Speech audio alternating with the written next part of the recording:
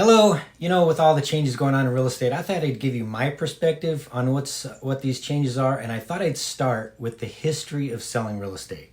Back in the old days, I'm talking like 100 years ago or more, if you wanted to sell a property, you had two options. You could either sell it yourself, which you could still do today, or you would hire a broker to sell it for you, and you would agree to pay that broker a commission at closing, let's say 6%, for example. And in exchange, that broker would prepay for all the advertising. They would arrange for all the showings. They would negotiate the contract for you and protect you legally, just as they do today. The major difference was a home buyer. If you were a home buyer, what you'd have to do is you would go down to your local broker's office and they would show you all of the homes that they had for sale. And if you ended up buying a home, you bought it through that broker. That's just the way it was. And if they didn't have a home you liked, then what you do is you go down the street to another broker and they would show you all of their homes, and you repeat this process until you found something you liked. Kind of like car dealerships are today. They would only sell you what they had in their inventory. And that's the way it was for a long time. And then what happened was a couple brokers got together and said, look, I've got this listing, I got this home for sale. The sellers agreed to pay me a commission, and I can do whatever I want with this commission, so I'll make you a deal. If you bring us a qualified buyer who ends up buying the property, I'll split my commission with you. So it was the broker who agreed to pay another broker out of the commission they were earning. You follow? Well, this was revolutionary at the time because it created a win-win situation for everyone. It was a win for the home seller because it opened up the pool of potential buyers, giving them ultimately a higher sales price. It was a win for the home buyer because it really simplified the home buying process. It meant that they could choose their own broker that they wanted to work with, and it meant single party representation, which is a huge deal. And this led to brokers forming associations, and from that, the multiple listing service was born. And so you would actually see in the multiple listing service how much commission was being offered to other brokers by the brokers themselves. So you would see commissions ranging from $1 to 10% of the sales price. You see, commission has always been a tool available to home sellers and brokers, and commission has always been a more powerful tool than a price reduction. That's why no one sells by owner. So that's the way it was for a long time, and everyone seemed pretty happy with that. And then there was this lawsuit, a class action lawsuit, so the attorneys are involved.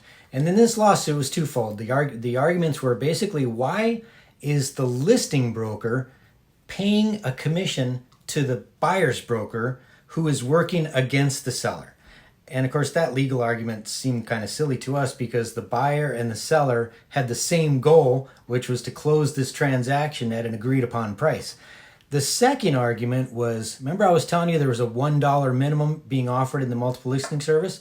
Basically what they were saying is, since there is a $1 minimum, doesn't that mean that there is a minimum commission due? And the NAR lawyers were like, and it was over at that point. You ever watch your team fumble the ball in a big game? Well, that's the way it was for us. So they won. So the result of this lawsuit means, number one, there won't be any commission being offered in the multiple listing service. And number two, when you hire a broker to sell your property, you're only negotiating that commission with that broker who can no longer take out of his commission and pay another broker. So it really limits what the broker can do with their commission. And then as a home buyer, you're agreeing to pay for your own broker's commission for representation. And then, and here's the key, so pay attention, what you're going to do is you're going to turn right around and ask the seller to pay for that or cover the cost of that commission. So as a home seller, instead of paying one commission to your broker who then pays another broker, now it's going to be you pay your broker and you pay the buyer's broker when they ask for it in the offer, and they will. So bottom line is sellers will still net the same amount of money. Buyers still won't be paying their broker's commission, or if they do, they'll be looking for an equal discount to the property. So the end result is going to be the same. Only now, buyers will have to ask the seller to cover the cost of their broker's commission when they write the offer. So some of the changes you're likely to see as a home buyer is, just like home sellers, you need to choose your agent before you start the process. You know what I mean? Like, you don't just put your home on the market and then pick your agent. You do that first. So it's the same thing here. Even things like walking into an open house is going to be different.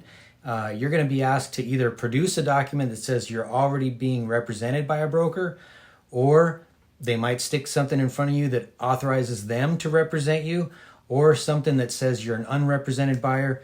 In any case, you could be stuck being represented by just the person opening the door. So it's going to be real important for you to find a really great agent before you start the process.